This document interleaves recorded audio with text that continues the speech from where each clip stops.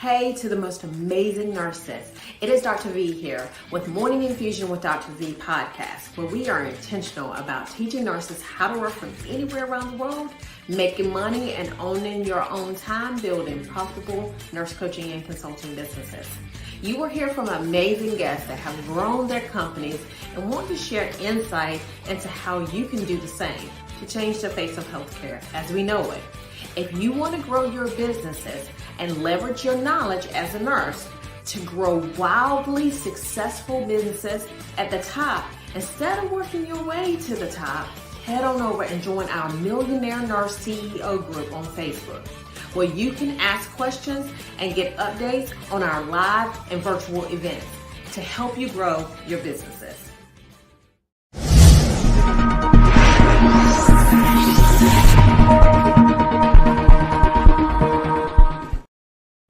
Good morning, everyone. So I'm super excited this morning, okay?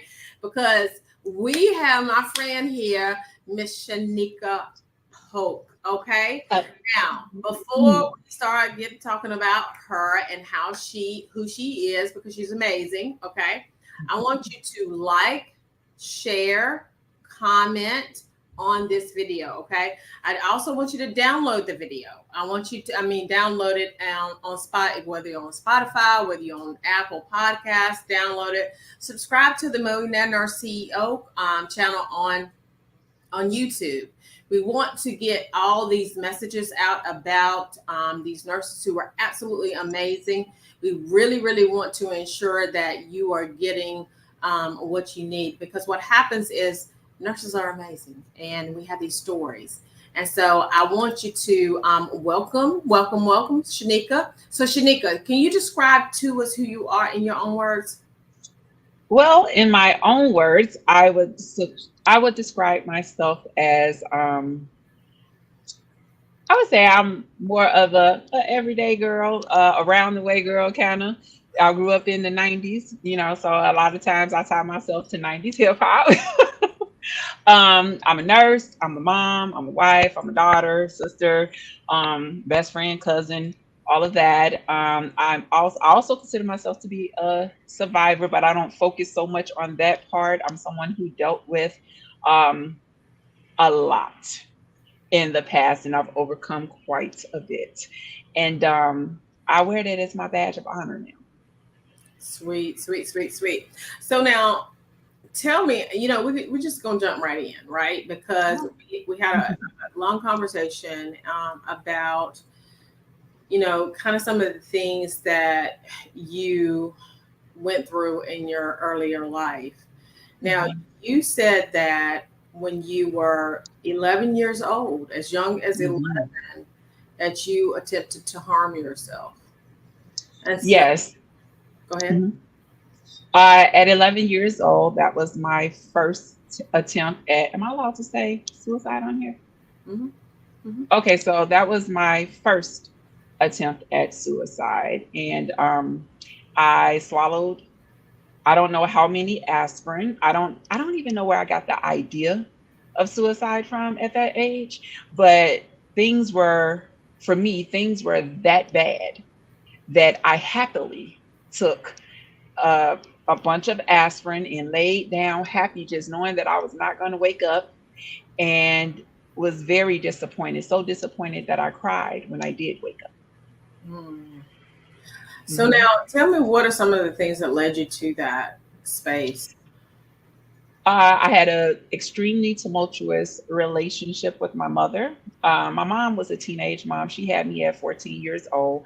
We did have family support and all of that, but if a kid cannot be intentional in raising another kid, she was a child, so there was a lot of very rocky and there was a lot that went on there. There was sexual abuse that occurred earlier on. My memory starts at 7. However, I'm quite certain that something went on earlier than that. I just don't know what that was. I did demonstrate behaviors earlier than 7. I remember from 7 on. and I was bullied in school. There was a lot going on for me to be 11 years old. And now we know how those types of things affect children. We didn't know that back then. Mm, And so for me, that was my way out, to take these pills and leave this realm or die. And that was what I very strongly wanted that at that age. gotcha.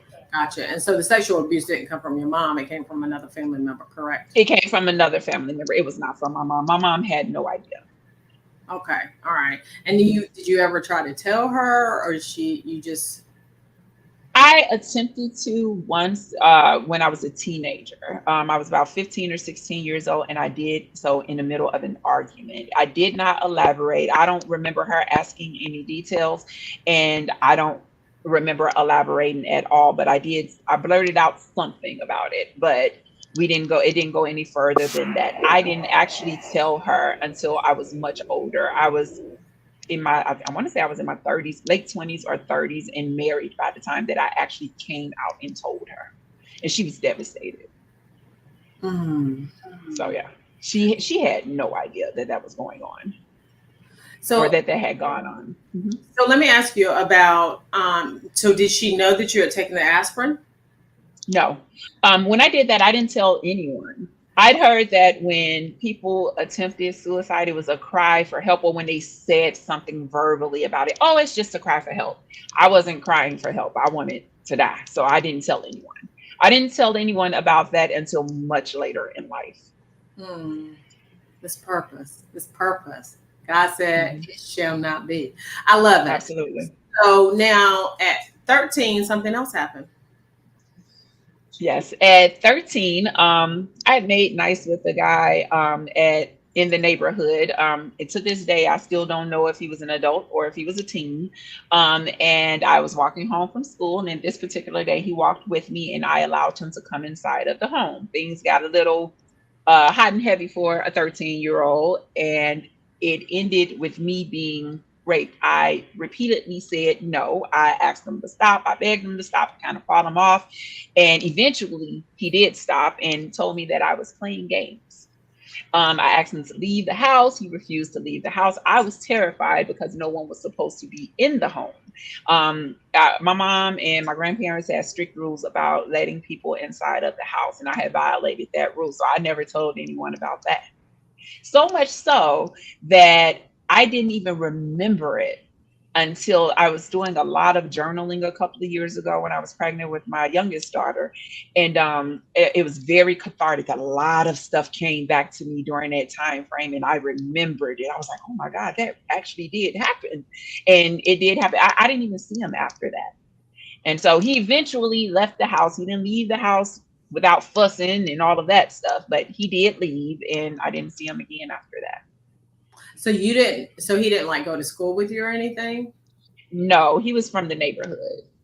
I was coming from school, so I went to a Catholic school, and in my neighborhood, not many of us went to Catholic schools, and so he was a guy that hung around that I saw pretty frequently, pretty much every day, because he worked at a store that I would stop at, and I thought that he was a teenager, but at 13, I didn't know to ask questions. I didn't know that it was unsafe for him. I didn't understand the severity of letting someone in your home that I barely knew. I thought I knew him.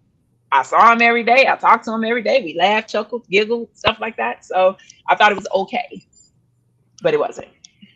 Hmm. So now you eventually, so tell me, what age did you become a nurse? I became a nurse. I want to say it was 30. I've been a nurse for 50, so 31. I've been a nurse for 15 years now. Yes, I'm 46. So what did you kind of do in between, once you graduated high school, and what were some of the things that you did in between there, like job wise? So I graduated high school a year early in attempts to get away from my mom. So the relationship between my mom and I motivated me to get out of school early, and I ran away to college. That was my first attempt at nursing. It was unsuccessful. I ended up quitting in my last semester. However, I did go back to school and finish the bachelor's degree, and I worked in business. I worked at a couple of, I worked as a loan underwriter at one point. I worked in the insurance industry. And then there was an event that went on. Someone in my family was born with some medical conditions, and we were taking shifts at the hospital with her. And it reignited my passion for nursing. So I immediately went back, took all of the prerequisites right away, and enrolled in nursing school. Okay, so tell me a little bit about you enrolled in nursing school. So when you quit Mhm. the first time, why did you quit? Did you? Well, um, I had been in school for 8 years nonstop. I went to, in order for me to graduate early from high school, I had to attend summer school. So I went to school all year round through high school. That was 3 years. And then I didn't want to come home during summer breaks in college. So I had to go to school during that time as well, during the summer. So I went to school all year round for 8 years straight. And what I believe is that I was already exhausted. And it took a teacher telling me the words that you'll never make a good nurse. You need to really go and look into something else. She was not able to explain to me why I would not make a good nurse. She did not give me any details of that. And I was very fragile already. So that was the straw that broke the horse's back or camel's back. And I quit. I packed my things up and I moved back to Chicago. Mm, mm. It's interesting to me how, I can't tell you the number of stories that I've heard like that where Hmm.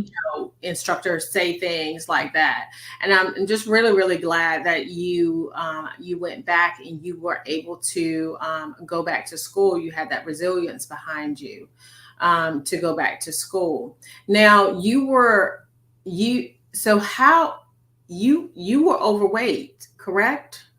So you were. Overweight, yes. Yes. For how many years were you overweight? Like how much did you Oh. weigh?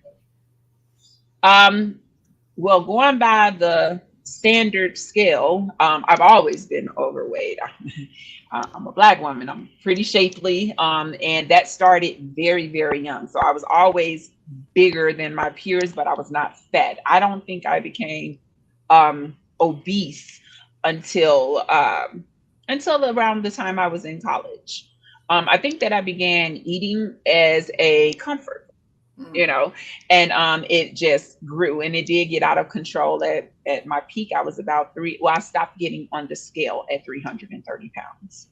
So I don't know what my highest weight actually was, but I stopped weighing myself at 330. Now, it was comfort, and so it was comfort from what do you think? Pain. It was all of the things that had gone on in the past had not been processed. I had gone to therapy at 15 years old. I ran away from home and stayed gone for some months. And the ultimatum. So in order for me to come home, I did give my mom an ultimatum, and that was that we needed to go to therapy. And so I did come home. So I started therapy at 15 years old, but it wasn't very therapeutic. It was enough to keep me alive. I would say that. The therapist was kind and all of those things, but I don't think that I related with her at all. Why? There. I'm sorry. Why not? Why didn't you relate to it? I honestly, I can say I found that representation actually does matter. I didn't know that until recently, until people started saying about how much representation matters. All of my, and no offense towards any other ethnicity, but up until 2018, all of my therapists have been Caucasian women. And I think that the things that I had gone through were unrelatable, um, to an extent. Um, and so it wasn't very therapeutic for me. And so I found comfort in food. That was when I found comfort in food. I found comfort in drinking, and I found comfort in smoking marijuana. Those were my staples right there. Gotcha, gotcha, gotcha. Mhm. Okay, okay.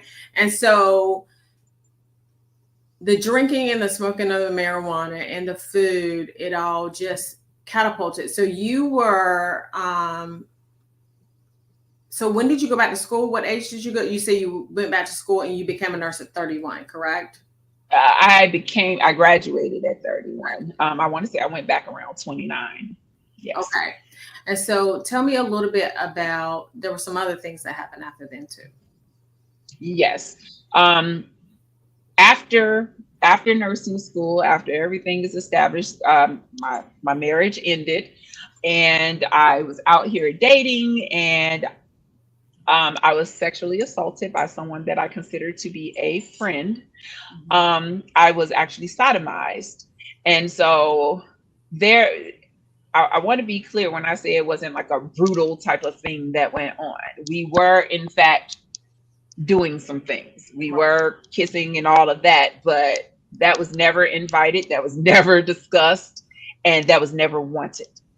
And so, and when he did it, he gave me a look like, what do you mean? I'm screaming and now I'm crying at this point, and he looked at me like I was crazy. like like what had he done wrong? And Mhm. so, but however he looked at it, it was in fact sodomy because it was unwelcome. Lord have mercy. And so how did that end? Like, how did you, what happened after After that, he left. Um, and the self-talk that I used to give myself was as such that the the view was so distorted that I continued to refer to him as my friend. And I also continued to speak to him. That was never discussed again. It was never discussed. And I continued to move forward like nothing had happened. It wasn't until a few years ago that I was like, okay, wait a minute. Okay, that was a violation of your body.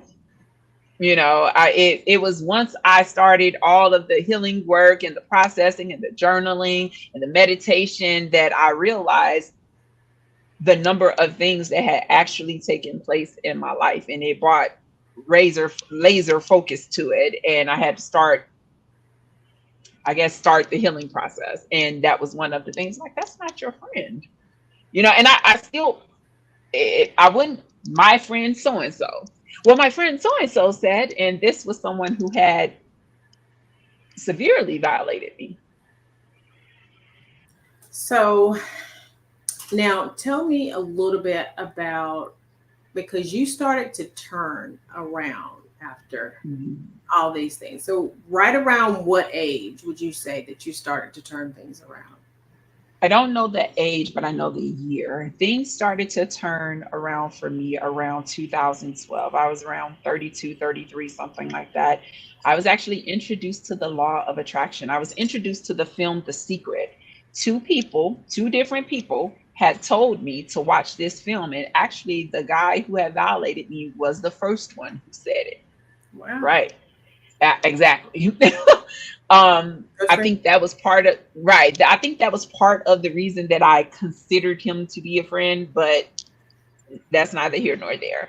Um, that was my first introduction to the law of attraction, and I started putting some of the practices that I saw in that film in place in my life, and I started seeing things change. Um, I was severely depressed and had been depressed for many, many years.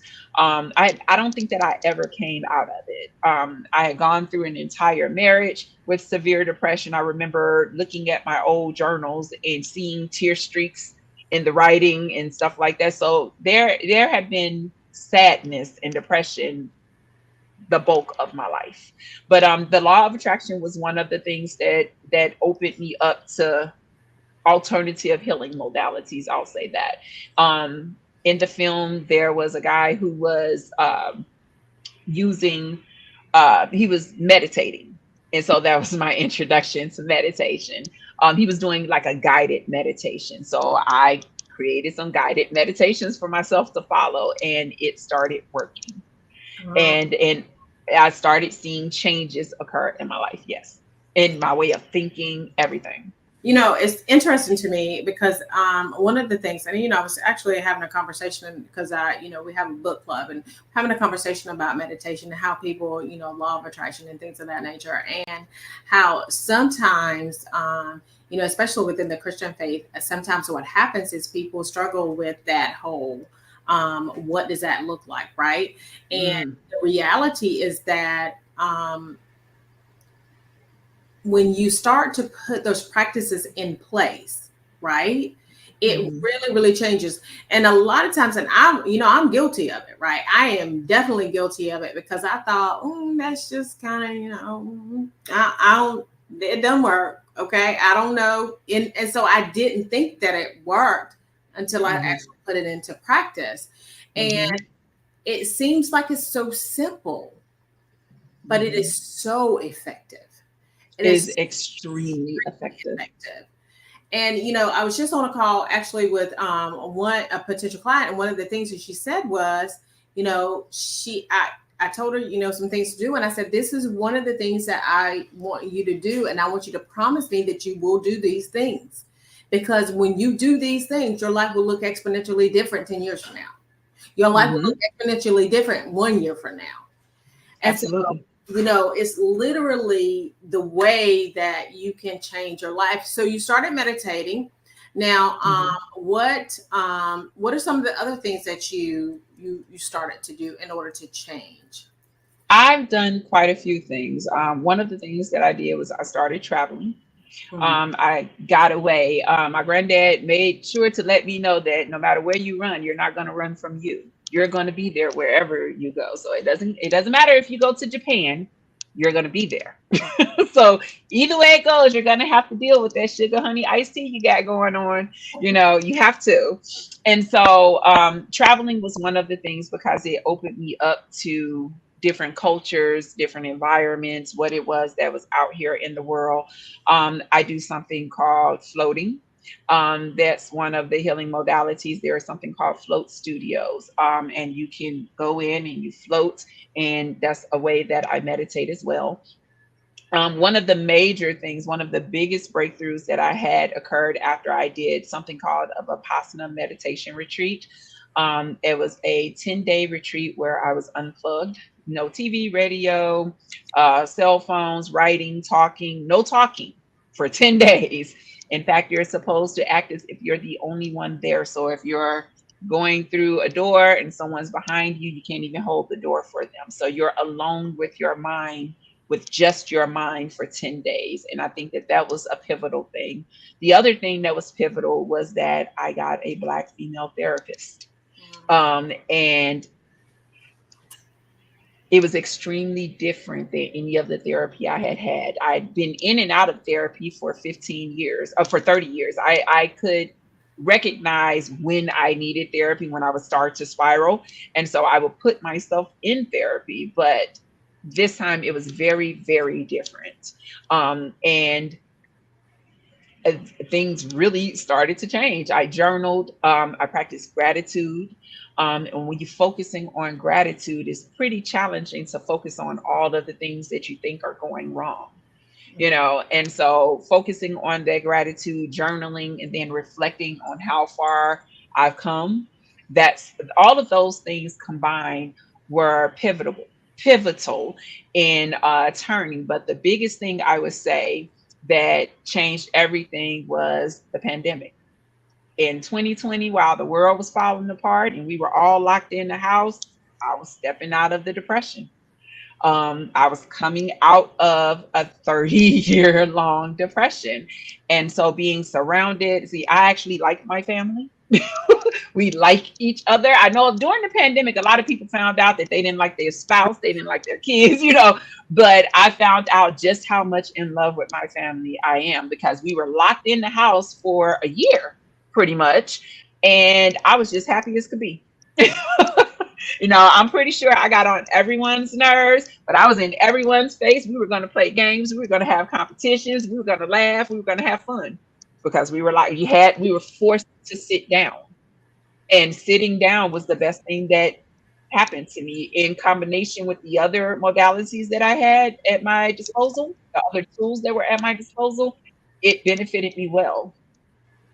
I love it. I love it. I love it. And so that is interesting that you did that. But one of the things that I think is interesting too is how when you describe, and it's important, we talked about the fact that you had a Black therapist because you have to believe in the fact that that person can help you.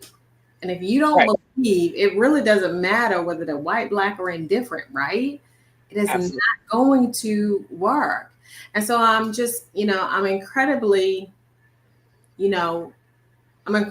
thankful that she was there for you, So am because I. you you just blossomed into this person who has been just absolutely amazing. Now, how did you lose the weight? Because you ain't no 330 pounds now. I am not. I actually had the one of the surgeries. Actually, I did two of the procedures. The first procedure that I did was the lap band. Hmm. Hmm. However, it was deemed unsuccessful, and so actually it wasn't unsuccessful. That's a whole another story. They did some things incorrectly, and so that stopped me from losing the weight. I did the Ruin Y, and it was in I did not want to do either of the procedures initially. I was convinced that I could do it with diet and exercise alone, and I had been attempting to do so for many years. And it took my doctor sitting me down. I went in to tell her about something else that I was going to try, and she actually sat me down and had a long discussion and pulled out my file and said, "You've tried all of this. Will you consider doing the surgery?" And I was like, whoa. She went down the list of things that I had done, the things that I had been really consistent about that she was involved in, and all of that. And I wasn't getting much success, at least not fast enough by my standards. And I went on and I did it. But even with that, what people don't tell you is that you gain the weight back. If you don't address your stuff, you're going to gain the weight back. And I gained the weight back. Hmm. So, but the way that I'm keeping it off now is that at some point I became vegetarian. I did begin a wellness journey in terms of eating the foods that I eat. And there was a whole event that occurred with that. I fell asleep on the train with my goddaughter, who was about 5 or 6 at the time. And I fell all the way asleep. Exactly. We missed our stop. Woke me up when we got to the end of the line. At that time, I was living off of Black and Mild cigars, McDonald's French fries, and coffee. And so it freaked me out enough that I was like, okay, wait a minute. And I'd watched a film called Fat, Sick, and Nearly Dead, where the guy was juicing. Hmm. And so I attempted that, and it started kind of put me on the path to a wellness journey for my body. Sweet, sweet, sweet. And I've been on that since. I love that. That's one of the movies that I watched too, because Mhm. it was really, really good how he just, like, all of his disease, well, the disease process that he Yes, had, it just left. Like, and I tell people absolutely. I tell people this all the time. It is within your diet. If you can get your diet under control, then a lot of things that are happening within your body can be healed. Even down to your, mental stability, right? And the Absolutely. ability to be able to move and to do the things that you need to do. And so that is really, really good. And so I'm incredibly thankful that you were able to get out of all of that. So what are some things that you suggest to people who are depressed? Because there are some nurses, and not just nurses, right? There's some other people who are depressed. What are some things that you suggest that they do? I would suggest getting a professional involved. So go to therapy. It's okay for you to go to therapy. Find and just because one therapist doesn't, you don't strike a rapport with that person, it doesn't mean that you won't strike a rapport with any therapist. Now you can read their bios. Now you can read all of this stuff about them prior to even scheduling your appointment. So I would say seek therapy. I would say look at some of the alternative healing modalities, such as meditation, such as energy work, like Reiki, things like that. There's What is hmm, right? What is Reiki? Reiki is, have you heard of like chakras and auras and all of that stuff? Okay, so we have energy. We know that we're electric. So think about it. If someone's heart stopped, you have to electrocute them to get it started back, right? You Mhm. have to flip that. It's like you're flipping a breaker switch with the electricity, right? You have to get the electricity going back through them. So we have over 7,000 chakras in our body. Mhm. And chakras is something that's talked about frequently, like in Asian medicine. Okay. So I've done acupuncture. I've done, I believe that it's pronounced Tinwa, which is a form of massage that's done in the Asian community that's popularized by them. Um, so you can really you hold energy in your chakras. There's like seven dominant chakras that run up your spine, with the base one being your sacral chakra, and that's where our survival instincts are at. So if you're living in survival mode, which most of us are, Mhm. many of us are, you hold a lot of trauma there, so you can do energy work to release that trauma.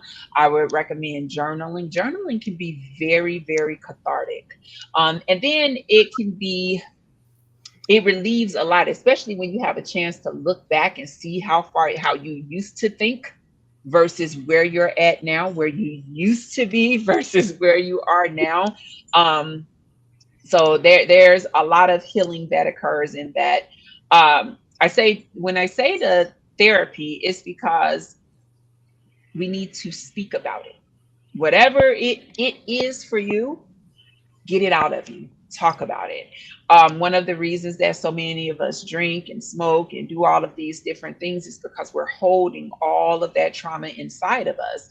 And what we know about trauma now is that it literally impacts our genes. So, our DNA. So, if you've experienced a traumatic event, there is a physical change that occurs in your DNA. Mm.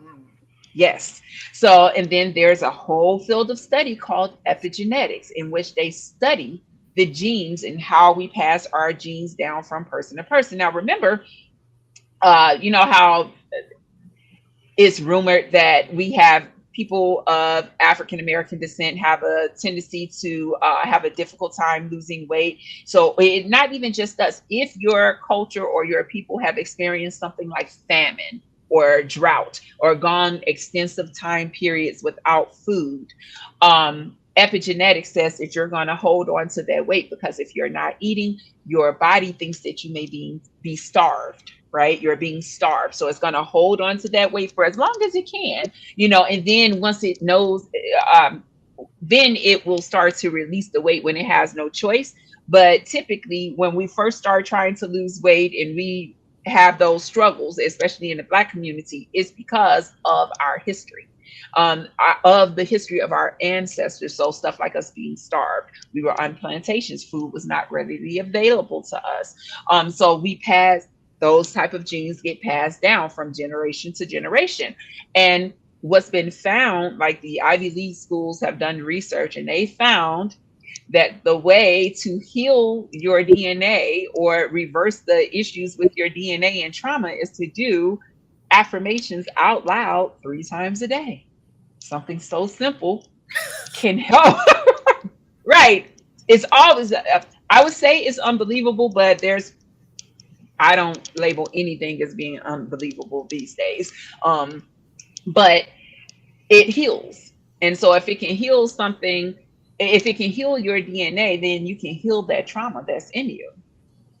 And some of the trauma, some of the pain that we experience isn't even ours. I mean, we're the African Americans are the only people in history to have gone through chattel slavery. And with that chattel slavery, there's a lot of trauma that went there that got passed down. At the same time, there's a lot of resilience and strength. I mean, we're still walking around. We're pretty much an indestructible people. No Right. matter what's thrown at us, we're able to walk through it and survive it. Now, we may be a little crooked when we come out of it, but nevertheless, we survive it. And so epigenetics we got both sides of that coin, though. We got the trauma that was passed down, and we also got the resilience, but we have the power to heal that trauma. I love it. I love it. I love how you have researched that. And you understand that, because at the end of the day, sometimes we don't understand the reasons why we are the way that we are, right? Right. We don't Right. understand the reasons why things happen the way that they do, and the reason why we respond in the way in which we do. And so I'm incredibly, thankful for what you are doing, and the work that you're doing. So you have a company, and you are helping people who have dealt with trauma. And so tell me a little bit about that. So, the name of the company is the Infinite Healing Well. I am the CEO and creator of the Infinite Healing Well. And what we do is help people begin their healing journey. I use neuro linguistic programming, which is a fancy way of saying affirmations. So, I do customized affirmations. We do something called quantum healing hypnosis technique. If the client is open to that, pretty soon we'll be offering Reiki. And so alternative healing modalities. Although I'm a nurse practitioner, I've kind of veered away from Western medicine because it is helpful. Every form of healing has its place. It didn't help me very much though. These are the practices that I found to be very instrumental in my healing. And so those are the practices that I'm offering. Sweet, sweet, sweet. And I think that that's, valid, because, we see it all the time in the hospital, right? We see it all the time where medicines are just thrown at the people. Absolutely. They're not healing from the medications that are being thrown at them. So how can people find you? What can they do in order to find you? I am on Facebook as Shanekah Polk. Okay. And that's spelled Shanekah, and my last name is Polk, Polk. I also have a Facebook page for the Infinite Healing Well. We're adding more stuff to that page to get that up and running. I'm also on Instagram as the Infinite Healing Well, and I have another page on TikTok. That's my personal page. If you want kicks and giggles, I have that as well. That's Infinite Wisdom _17. Sweet, sweet, sweet. So y'all go and follow her now, on Mhm. Instagram and on Facebook, for sure, for sure. So thank you for your insight. Thank you for healing so that you can help other people. I think one of the things that we have, now that I think I know, when you look at your life, and when you know that you are going through what you're going through so that you can help the next person, it's game changing. It's It game is. behavior. I didn't know that for a long time, and it's been in recent years that I know that it had to be me because it stops with me. Hmm. All of that. Oh, sorry about that. All of that, it stops with me. It's Hmm. done. And so I am the black sheep of my family. I'm the weirdo of the family. I do weird stuff like float and meditate, but I'm also healing. We're healing. We're breaking the generational trauma and those time breaking generational curses is what we're doing. Well, I mean, I think that it's weird when you've never been exposed to it, right? Right. And I've I been agree. I've been exposed to meditation. I've been exposed to, floating. So it's not anything that's weird to me, right? And so, Hmm. but Hmm. it can be weird when it's something, but I mean, just the people need to just try it, right? But Right. understanding that, Absolutely. I think that, we really want to expound on the fact that when you go through things, the goal is for you to get through it. When you get through it, your goal is Hmm. to help somebody else through their stuff, and understanding Absolutely. that the reason why God is putting you through things that and not God really, because at the end of the day, it's another power at hand.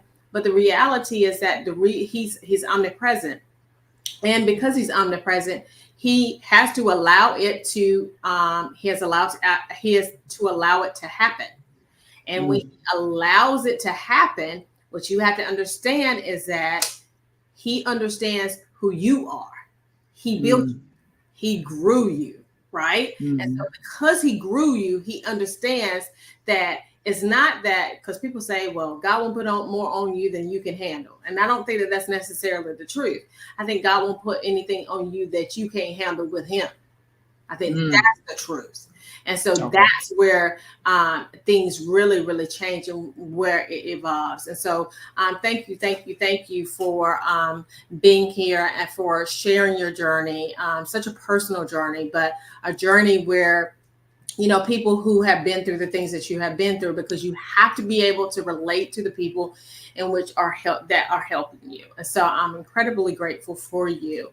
And so I ask everybody, so again, like, share, comment, download the podcast, leave us a review on Apple Podcasts and on Spotify, because we really, really want to get these messages out of how these nurses are really transforming the industry and how we are transforming healthcare, so that we can make things better. So outside of that, you ladies and gentlemen, you have an amazing rest of your day. You know what? I got something else, because normally what I do is I do these rapid fire questions. Okay. Oh, And okay.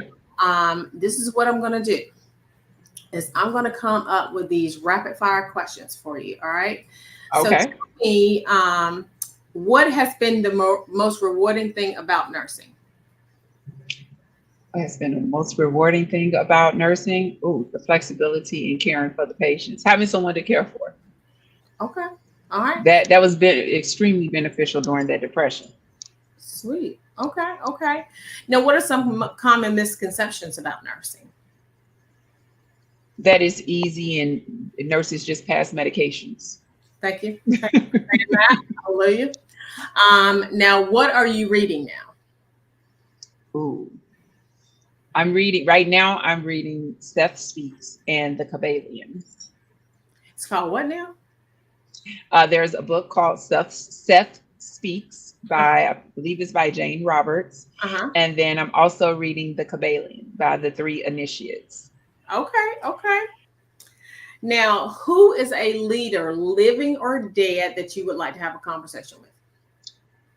A leader, living or dead, that I would like to have a conversation with. Ooh, that's a tough one. I'm going to say, what's coming to mind. Actually, I'm going to say Tupac. Tupac. Okay. Yes. That was the first person that came to mind. I always wanted to have a conversation with him. Okay. And tell me why you wanted to have a conversation with him. I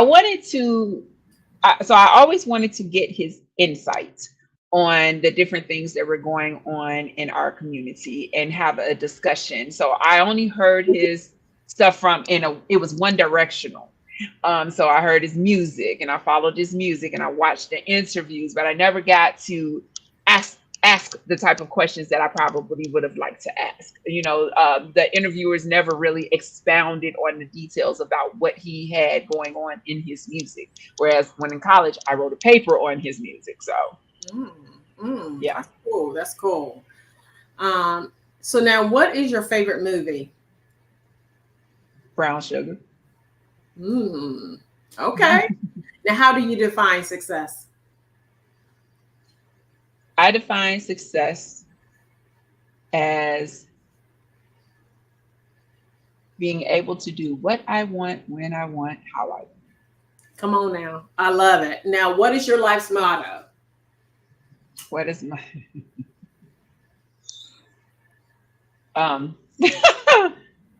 what is my life's motto? Does it have to be plain? I mean,